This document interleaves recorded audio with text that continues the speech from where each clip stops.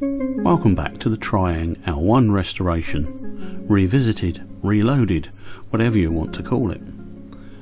Assessing the damage after the studio light disaster, I felt that a full repaint of the roof would be needed after the deep scratch and gouges around the windows were filled and sanded down. I'd already started work on reattaching the step and rebuilding the rear motor mount. I chose a fine filler, Humbrol model filler, and a very fine grit wet and dry to rub it down. I've never pretended to be anywhere near as good as my dad with painting. I also don't have access to spray guns, etc., so everything was done with brushwork. Rail match satin black was chosen and applied after masking the whole area. I took the opportunity to paint the back of the motor black as well, so it's more hidden in the cab. In all, the roof took 4 coats before I felt it was okay. I learned to use a large flat brush as this helps prevent brush marks. It was then time to re-attend to the white lining on the running plate and the silvering on the handrails. A new coat of buffer beam red was added, and I decided that the driving axles should be painted over as well as the bogie wheel hubs. The tender wheels were also so treated, and I painted over the large black scar on the tender with a paint that I felt should match. It was now time for a triumphant return video with studio lamps well secured. So let's have a good look at her in these video clips.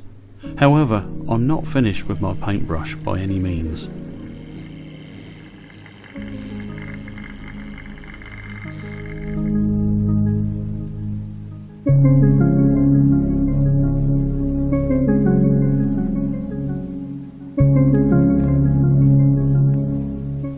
Oh, I'd also picked out the whistle with brass paint.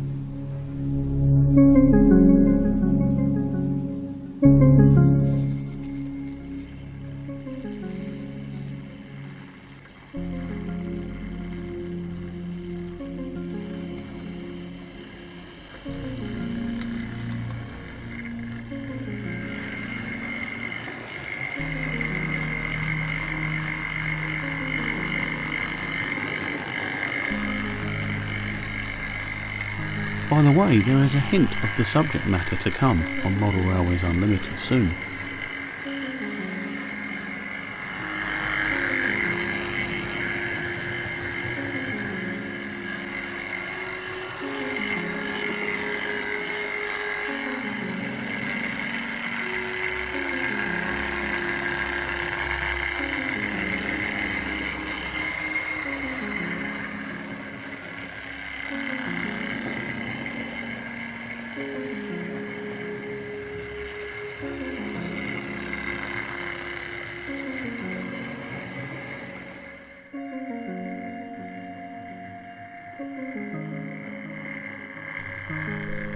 I'd been quite happy with how things were looking, but then, unable to sleep one evening, I snuck downstairs with my Mobius camera and a single battery-powered video light with the intention of doing a few close running shots for this video.